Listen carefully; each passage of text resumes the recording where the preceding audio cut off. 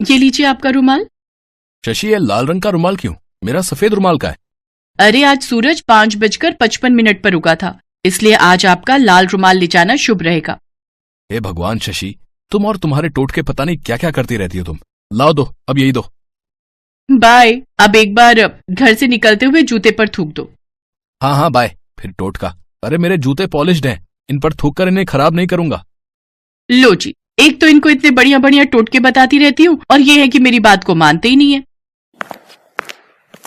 अरे बहू, मेरा चश्मा नहीं मिल रहा, कहीं देखा है?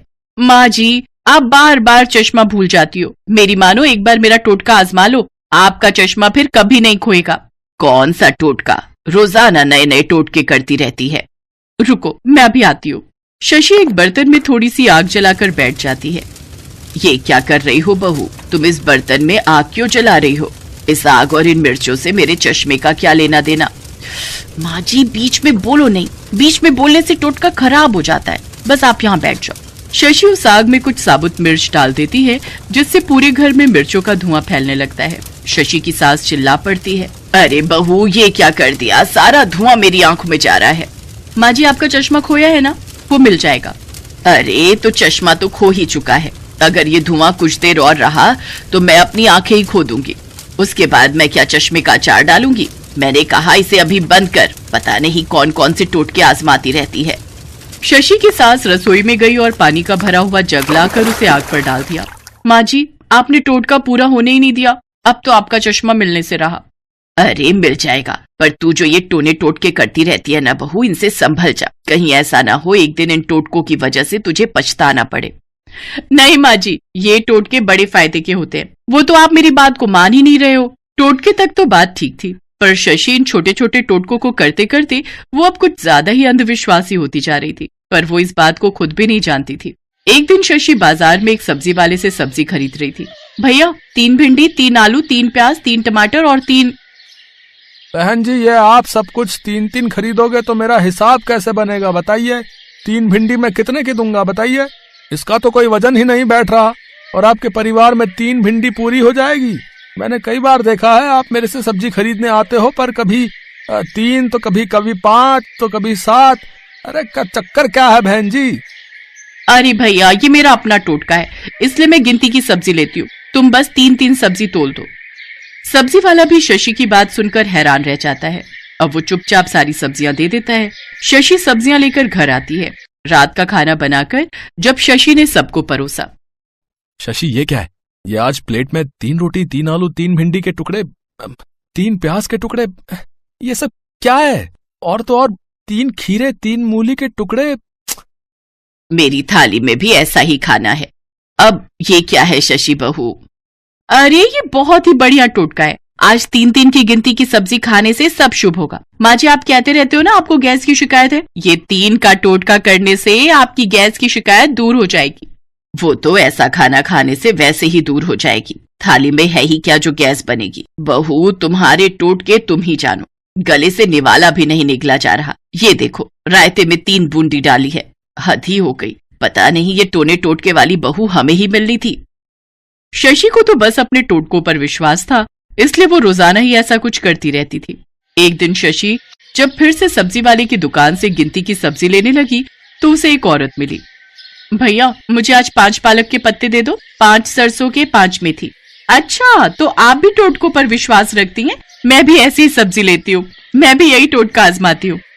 अच्छा, तो आप इस बारे में जानते हो? चलो, मेरी तरह कोई तो मिला। वैसे बहुत बढ़िया टोटका है ये तो कुछ भी नहीं है। मैं तो इससे भी बड़े बड़े टोटके करती हूँ। अच्छा, फिर तो मुझे अपना ही कोई साथी मिल गया। आप और कौन कौन से टोटके करते हो? यहाँ नहीं, चलते चलते बात करते हैं। ये टोटके हर किसी को नहीं बताए जाते, अपने साथी टोटके करने वालों को ही मैं बताती हूँ। शशि उस औरत के साथ धीरे धीरे चलते चलते बात करने लगी। पहले मेरे पास 1 रुपया नहीं होता था, पर आज की डेट में मेरे पास बंगला, गाड़ी, रुपया, पैसा सब कुछ है, और ये सब इस टोटके को करके ही मिला है। अच्छा, आप मुझे बता दो, ये टोटका मैं भी करके देखूंगी। शशि के मन में लालच पनपने लगा। अपने सोने के सारे गहने एक पोटली में बांध कर ले आना। मैं तुम्हें जगह बता दूंगी, बस जमीन के नीचे वो पोटली गाड़ देना। अगले दिन चुपचाप जाकर जब तुम जमीन से वो पोटली बाहर निकालोगी तो उसके जैसी 10 पोटली और मिल जाएंगी। फिर तुम्हारे पास ढेरों सोना होगा। ऐसे ही करते करते रोजाना एक पोटली जमीन में गाड़ दिया करना। बस अगले दिन एक हार नहीं 10 सोने के हार बन जाएंगे तुम्हारे। वैसे तुम्हारे पास अभी सोने के कौन कौन से जेवर हैं, मुझे ये बता दो पहले। मेरे पास 2 सोने के हार, 8 चूड़ियां हैं सोने की और 3 अंगूठी है। अरे हाँ, मम्मी ने अभी सोने की चेन भी दी थी। हाँ वो भी है। 2 जोड़ी झुमके हैं। बस इतना ही सोना है, और किसी का नहीं है घर में। हाँ मेरी सासू माँ के पास है बहुत पुराने खालिस सोने चांदी के जेवर, पर वो मुझे देती ही नहीं है। अरे तो तुम चुपचाप उठा लाना, उन्हें बताना ही मत। ठीक है, मैं उन्हें नहीं बताऊंगी। अगले दिन शशि ने सारे जेवर एक पोटली में बांधे और चुपचाप अपनी सास और पति की नजरों से बचकर उस औरत के पास पहुंची। औरत एक खाली मैदान में उसका इंतजार कर रही थी। मैंने तुम्हारे लिए सारे इंतजाम कर लिए हैं, अब इस पोटली को 3 बार अपने सिर से घुमाओ और यहाँ इस मिट्टी में दबा दो। ये कल सुबह तक पोटली 10 पोटलियों में बदल जाएगी ना? अरे हाँ हाँ, बहुत बढ़िया कारगर टोटका है, मैं तो ये आजमाती रहती हूँ, कभी फेल नहीं हुआ। शशि पोटली को जमीन में दबा देती है और घर आ जाती है। अगले दिन उसे उम्मीद थी कि उसका ये टोटका काम आएगा, पर अगले दिन शशि जब जमीन खोद कर देखती है तो वो अपना सिर पीट लेती है। जमीन में कुछ भी नहीं था, यहाँ तक कि जो पोटली उसने दबाई थी वो भी गायब थी। वो घर जाकर खूब रोती है। सत्यानाश हो उस औरत का, ना जाने वो कौन थी। अरे तुझे लूट कर ले गई वो, क्या जरूरत थी बहू इन टोटकों के चक्कर में पड़कर। अरे तुझे बेवकूफ बना गई वो, और तू है कि तुझे उसका नाम तक नहीं पता। अरे पुलिस को क्या बोलूं कि मेरी पत्नी टोटके करने के चक्कर में सारा धन एक अनजान औरत के कहने पर जमीन में गाड़ रही थी। कोई इसमें कुछ नहीं कर सकता शशि। पर मैं तो सिर्फ टोटका कर रही थी, मुझे लगा। तुम्हारे टोटकों के बारे में जरूर उस औरत को भनक लग गई थी और उसने तुम्हारी इसी बेवकूफी का फायदा उठा लिया। तुम बाजार में किसी को इस बारे में कुछ कहती तो नहीं थी ना? माँ जी, वो तो मैं सब्जी वाले से जब सब्जी ले रही थी तभी वो औरत मुझे इस बारे में बोली थी। बस तुम्हारा ये गिनती की सब्जियां लेना और अपने टोटके को जग में जाहिर करना, बस उस औरत को भनक लग गई और उसने इस बात का फायदा उठा लिया। चलो छोड़ो, अब जो भी हुआ गलती हमारी खुद की है, इसमें किसी और की क्या ही होगी। अब आगे से बहुत ध्यान रखो, ये टोने टोटके करना छोड़ दो। इन्हीं टोटकों की वजह से देखो आज कितनी बड़ी मुसीबत हो गई। अब वो औरत भी नहीं मिलेगी और वो जेवर भी चले गए। पर आगे से सीख ले लो, ये सब चीजें अंधविश्वास ही फैलाती हैं। इन्हें छोड़ दो बहू, अभी भी वक्त है। सॉरी माँ जी, सॉरी विनोद। इंस्पेक्टर साहब का फोन आया, वो औरत पकड़ ली गई है जिससे तुम सब्जी लेती हो। उसी ने ही उसे पकड़ने में मदद की थी। मुझे पता था शशि भाभी जी बहुत सीधी हैं और उस औरत पर मैं उस दिन नजर रख रहा था कि ये जरूर उसके बहकावे में आ रही है। अब मैं उस समय बीच में कुछ नहीं बोला, और बाद में मुझे ये पता चला कि भाभी जी के साथ धोखा हुआ है। मैंने अपने आस पड़ोस में उस औरत के बारे में पूछा। मुझे पूरा शक था कि ये जरूर उस औरत का काम है, वो कोई बड़ी चोर है। बस मैंने उसके बारे में पुलिस को बता दिया और पुलिस ने उस औरत को पकड़ लिया। बहू, साड़ी में से गांठें खोल दो, अब तो तुम्हारी आंखों से ये अंधविश्वास का पर्दा हट चुका होगा ना? सॉरी माँ जी, मैं वादा करती हूँ मैं अब इन टोने टोटकों पर कोई विश्वास नहीं करूंगी। अच्छी बात है बहू, तुमने इस बात को समय रहते समझ लिया।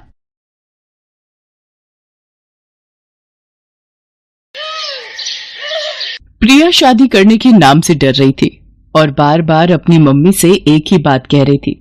मम्मी, यहाँ मायके में तो आपने ये बात सबसे छुपा ली और मेरी कभी भी इंसल्ट नहीं होनी थी, पर ससुराल में ये बात किसी को भी पता चल गई तो आप जानते हो ना मम्मी, वहां मेरा कितना अपमान होगा। जब मेरी सास और पति को ये पता चलेगा कि मैं रात में सोते वक्त बेड पर सुसु करती हूँ, जो कि मेरे कंट्रोल से बिल्कुल बाहर है।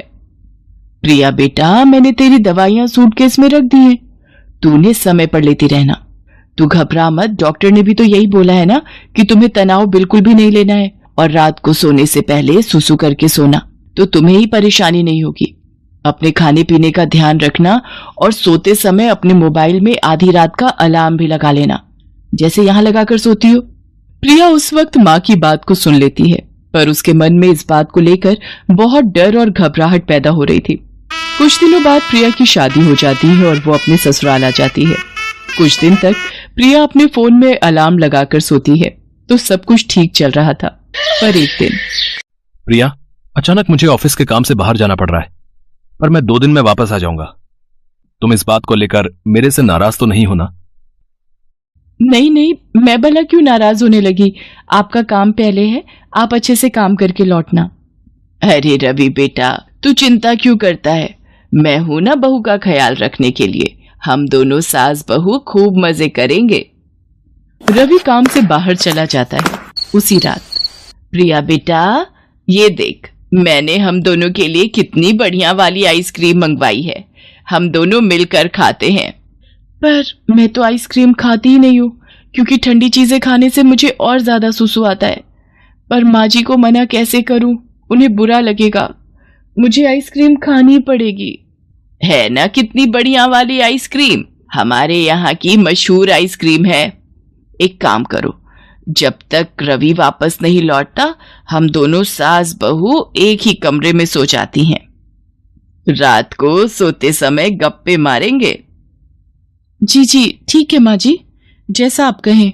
अब क्या करूं? मुझे माँ जी के साथ सोना पड़ेगा। कहीं रात में मेरा सूसू निकल गया तो मेरी तो सारी सच्चाई माँ जी और रवि के सामने आ जाएगी। उस रात प्रिया 2 बार अलार्म लगाकर सोई थी, इसलिए वो रात में 2 बार बाथरूम हो आई थी। पर चिंता और डर से वो पूरी रात सो नहीं पाई थी। वो रात तो जैसे तैसे कट गई। अगली रात जब प्रिया अपनी सास के साथ सोई तो उसका फोन चार्ज नहीं था। इस वजह से उसकी बैटरी खत्म हो गई और फोन स्विच ऑफ हो गया। प्रिया गहरी नींद में थी, तो उसे पता ही नहीं चला कि उसे रात में उठकर बाथरूम जाना है। अगली सुबह जब प्रिया सोकर उठती है, उसका पूरा बिस्तर गीला था। घबराहट से उसके पसीने छूटने लगते हैं।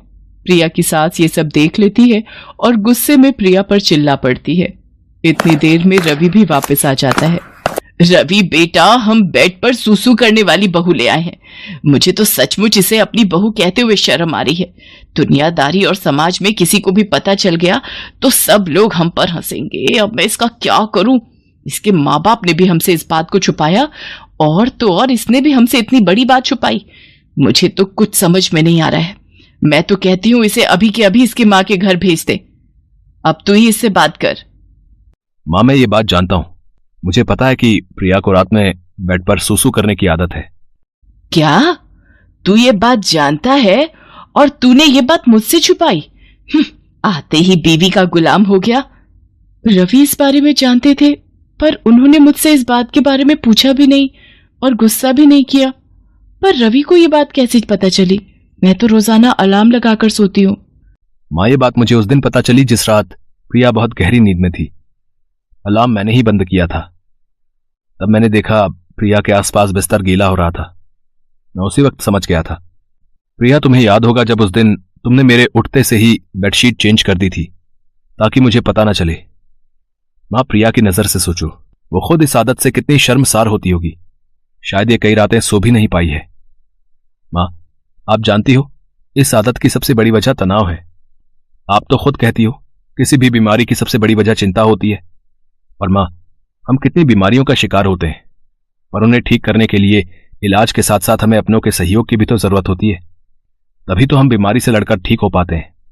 माँ, इस वक्त प्रिया जिस जगह खड़ी है, शायद हम दोनों उसका अंदाजा भी नहीं लगा सकते। इस वक्त प्रिया को हम दोनों के सहयोग की बहुत जरूरत है। अच्छा माँ, एक बात बताओ, अगर यही आदत मुझ में होती तो फिर तुम क्या करती? मेरे ठीक होने में मेरी मदद करती या फिर मुझ पर गुस्सा करके मुझे घर से निकाल देती? माँ, अगर आप प्रिया को इस घर में नहीं रख सकती तो मैं प्रिया को लेकर कहीं और चला जाऊंगा। रवि की बातों को सुनकर प्रिया की आंखों में आंसू भर आते हैं और वो रो पड़ती है। सचमुच रवि एक अच्छा पति होने के साथ साथ एक अच्छा इंसान भी था। मुझे माफ कर दे बेटा, तू ये घर छोड़कर चला जाएगा तो मैं किसके सहारे रहूंगी? मुझसे बहुत बड़ी गलती हो गई प्रिया बहू, मुझे माफ कर दो।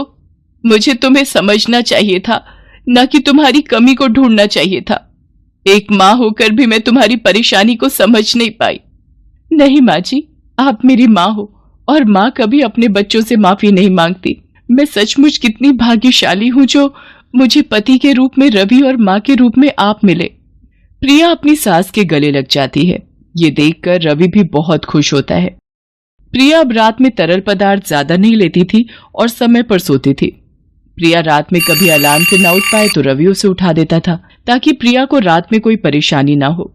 प्रिया की सास और रवि प्रिया को खुश रखते थे। धीरे धीरे रवि और सास के सहयोग से कुछ समय में ही प्रिया की ये आदत पूरी तरह से छूट जाती है।